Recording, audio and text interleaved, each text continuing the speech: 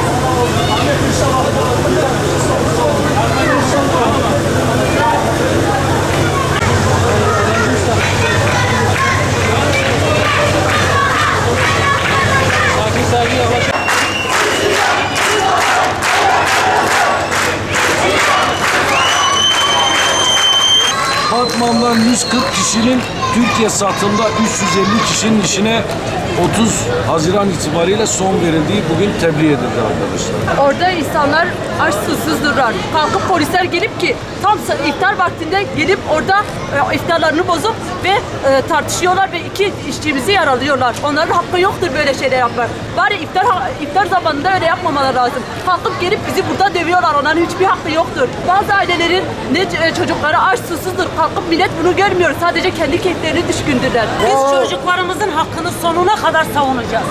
Destekliyoruz onları ve buradan kimse ayrılmayacak. Bu hakkı kimse onlara veremez. Ölüm rolüne sayacak, o bağcılar, duyuma, düşmeyenlere sayacak.